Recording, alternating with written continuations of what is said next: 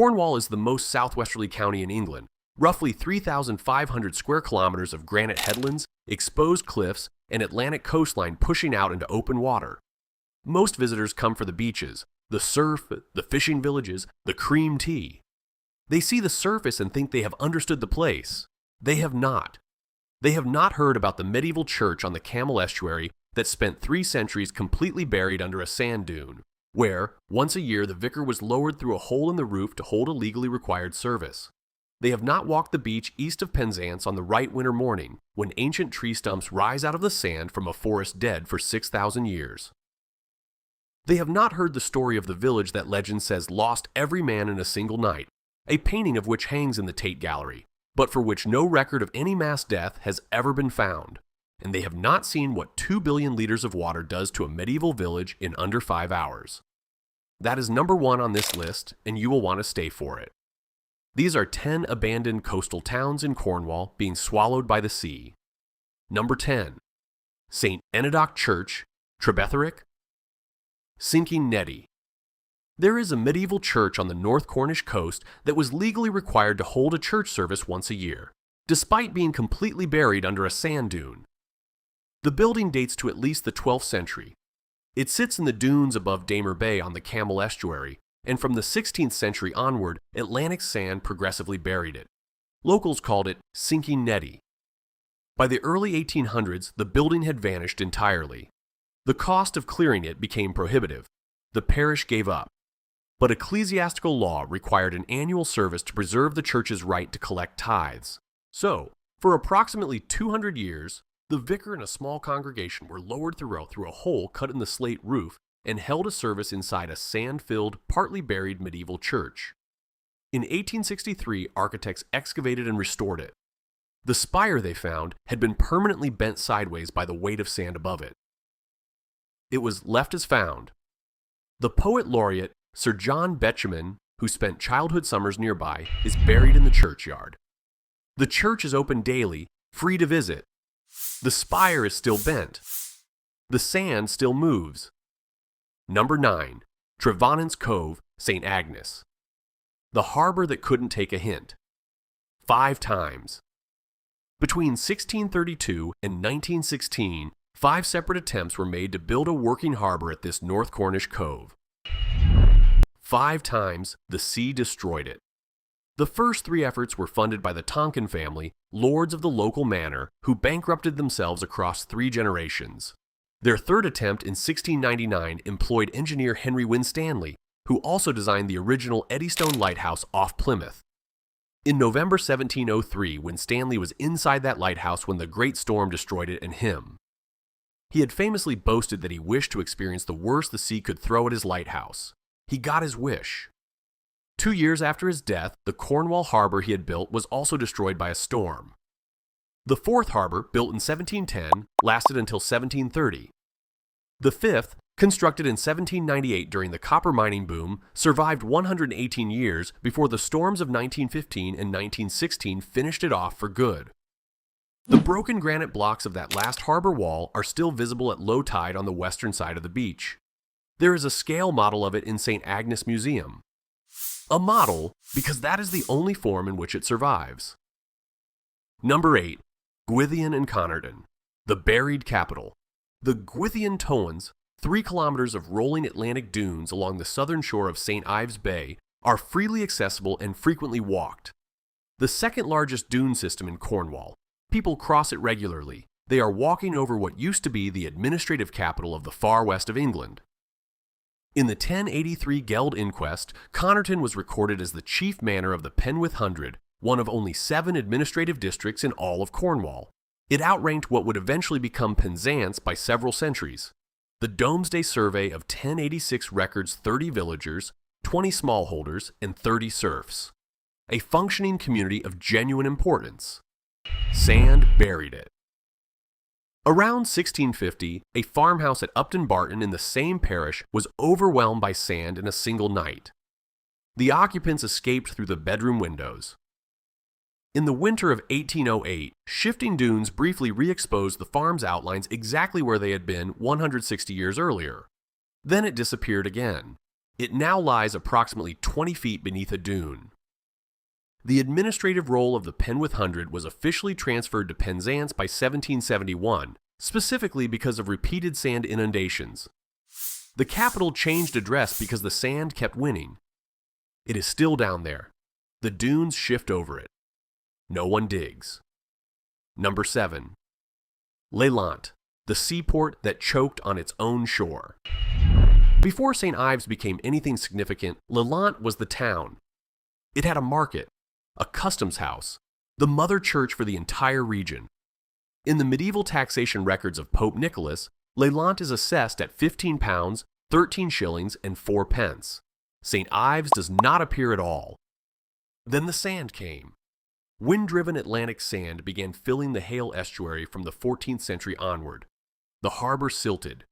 Trade moved to St. Ives. By the 1530s, the Tudor antiquarian John Leland was already describing Lelant as a harbor town of late decayed by reason of the sands which hath choked the harbor and buried much of the land and houses. In 1662, the church itself was described as almost entirely covered by wind-blown sand. A 1727 parish record states that approximately 50 acres of land and the vicarage had been overwhelmed, noting the burial had happened before living memory. Here's the thing. In the spring of 1875, railway workers digging across the Lelant dunes to build the St. Ives branch line accidentally broke open the buried medieval town center. They found skeletons, graves, and the foundations of a pre-Norman church under the sand. They kept digging. The railway went through. No formal excavation was ever conducted. The remains were covered again by the railway works. The medieval town of Lelant lies under a golf course and a railway line. St. Ives, the town that replaced it, receives 1 million tourists a year. Number 6. Downderry. 38 homes and counting. If your home falls into the sea in southeast Cornwall, the government will contribute up to £6,000 toward demolition costs. That is the maximum available. If demolition costs more, which it nearly always does, you pay the remainder yourself, often while still servicing a mortgage on a house that has ceased to exist. That is not a hypothetical. That is the situation facing homeowners in Downderry on the Rame Peninsula, where the cliffs are soft, quaternary Ice Age deposits overlying a wave-cut rock platform. They saturate in wet winters. The Atlantic undercuts them from below. A 2-kilometer stretch of coast between Seaton and Downderry has experienced multiple documented landslips and the verified loss of clifftop dwellings over many years. In 2023, climate charity One Home published analysis of Environment Agency data estimating approximately 38 homes in the Downderry and Ramehead area will be lost to the sea by 2100. The Shoreline Management Plan for this stretch designates it as no active intervention. No new defenses will be built. In February 1974, storms dropped 200 millimeters of rainfall in a single month here, triggering cliff failures.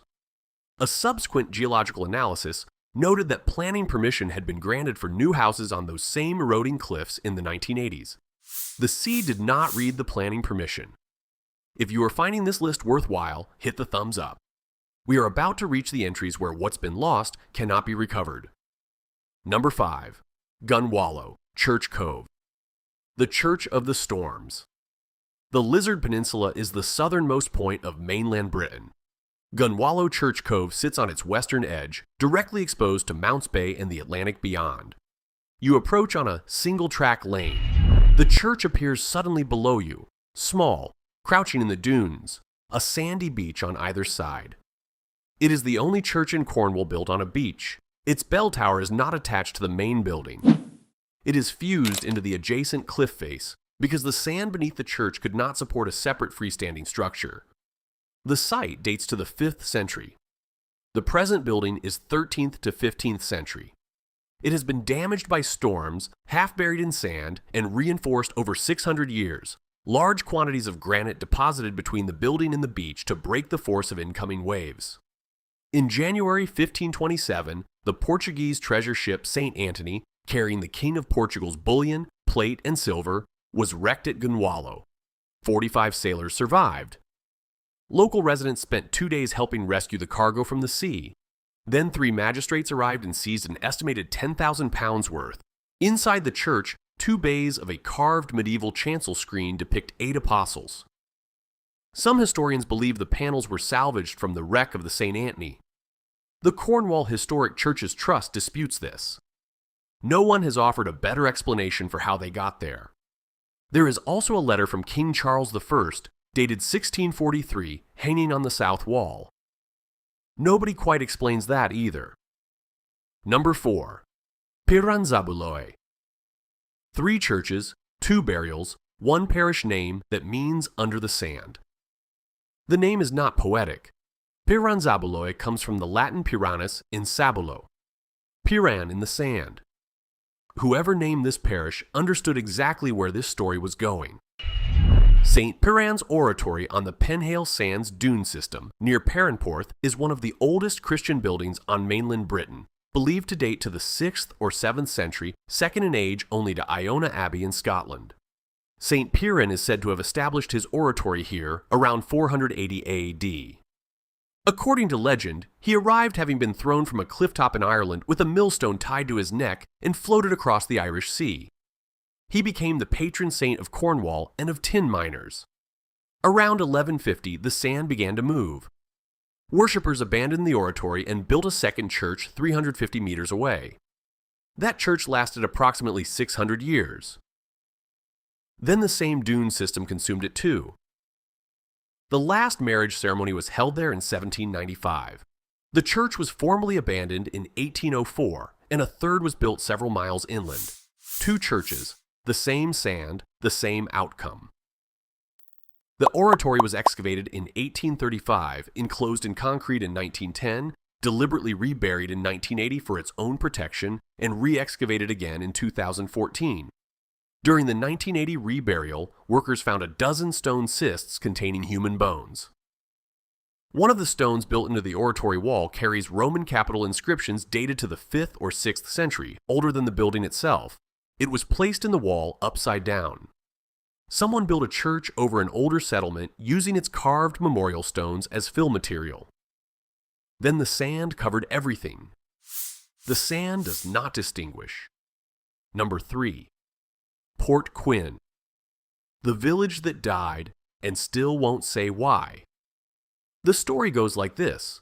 One stormy night in the 19th century, all the men of Port Quin went out to fish and none came back.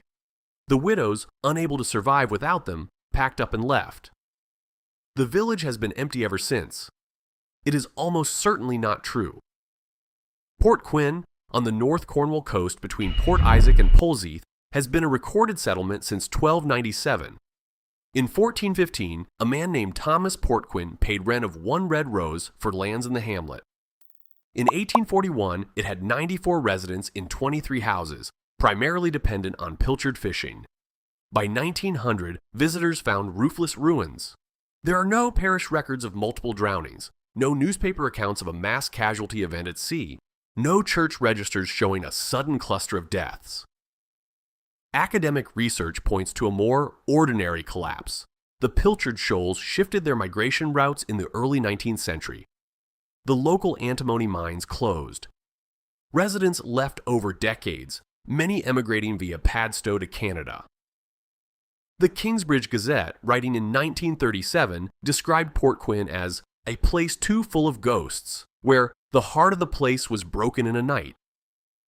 By then, the legend had circulated long enough to have displaced the facts. In 1888, artist Frank Bramley painted The Hopeless Dawn, a Cornish widow at sunrise, waiting for a man who will not return. The painting was inspired by Port Quin's story. It hangs in the Tate Gallery. It is one of the defining images of Victorian Cornish grief. It depicts an event that the historical record suggests did not happen.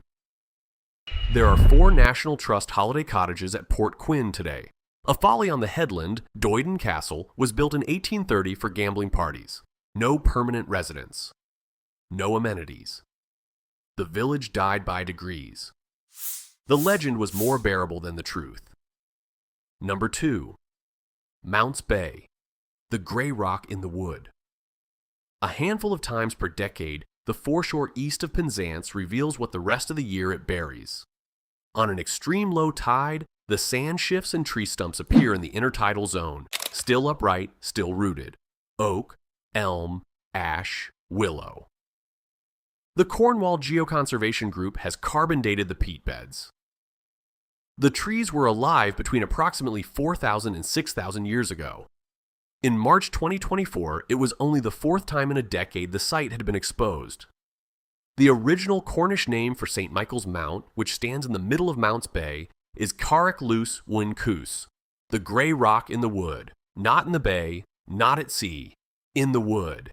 The 17th century Cornish writer Richard Carew described what he had seen in 1602.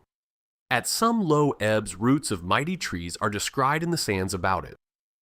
90 years later, a Newland resident named Nicholas Boson wrote that bodies and roots of trees lie along the sand betwixt this and Newland. These were not legends, they were observations. At the end of the last ice age, sea levels were dramatically lower. What is now the floor of Mounts Bay was dry, inhabited, wooded land extending miles beyond the current coastline. Rising post-glacial sea levels consumed it over thousands of years. The peat preserved the stumps in anaerobic mud. The Cornish legend of Lyonesse, a lost land between Land's End and the Scilly Isles, said to have been swallowed in a single night, is almost certainly a folk memory of this. Not dramatic, not sudden, just real and slow and total. On the right tide, on a cold winter morning, you can walk to the water's edge at Wherrytown and stand a few feet from a tree dead for 6,000 years. Still upright. Still there. Number 1. Boscastle. 2 billion liters. The road into Boscastle descends steeply from the B3263, and the village withholds itself until the final bend. Then it opens. A narrow valley, dark Cornish rock pressing in on both sides, a small stone harbor where the gorge meets the sea. It is quiet. It is compact. On a clear day, it is, if you do not know what happened here, almost impossibly serene. The gorge amplifies everything. The two rivers, the Valency and the Jordan, run through the center of the village before pushing through a narrow cleft in the rock to the harbor. Boscastle is the only natural harbor for 20 miles along this coast. The geography is beautiful, and it is very specific. On August 16, 2004, a thunderstorm formed above the Valency Valley and did not move. In approximately 60 minutes, it delivered 75 millimeters of rain, roughly the total for an entire August. 2 billion liters of water entered the catchment above the village. River levels rose 3 meters in a single hour. By 4 p.m., vehicles were moving in the flood. A 3-meter surge wave triggered when a debris blockage beneath a bridge suddenly gave way, drove down the main street. 6 buildings were destroyed. 100 homes and businesses were damaged or demolished. 115 vehicles, including 75 cars, were swept to sea. 4 bridges went. The Museum of Witchcraft lost half its artifacts. 7 helicopters from the RAF, the Royal Navy, and HM Coast Guard, alongside RNLI lifeboats from 3 stations, airlifted approximately 150 people from rooftops, tree branches, and car roofs. It was described as one of the largest peacetime air rescue operations in British history. Estimated damage, £50 million. The village officially reopened on May 1, 2005, almost 9 months later. Not a single person died. Lieutenant Commander Martin Ford, one of the first RAF pilots on scene, said later, "I am still amazed there were no fatalities. When you consider there were 50 or 60 cars washed out to sea, you only needed one family to stay in their car because of the rain, and that would have been it." Here's the detail that stops people cold. This flood occurred on August 16, 2004. Exactly 52 years before, to the day, the town of Lynmouth in Devon was struck by a catastrophic flood that killed 34 people. Same date, different valley, different outcome. Boscastle is fully restored, the harbor is intact, the Museum of Witchcraft is open. By most measures, it is a recovery story. But the same narrow valley that makes the place extraordinary is the one that nearly erased it. The valley does not care which year it is. Cornwall is not just coastline. It is a record of everything the Atlantic has decided to take, in the strange accumulation of what it left behind. For me, the entry that lingers is Mounts Bay. 6,000-year-old trees still standing on the seafloor, visible a handful of times per decade. That one stays. Which entry surprised you most, and which Cornish coastal place do you think should have been on this list? Subscribing helps if you want more.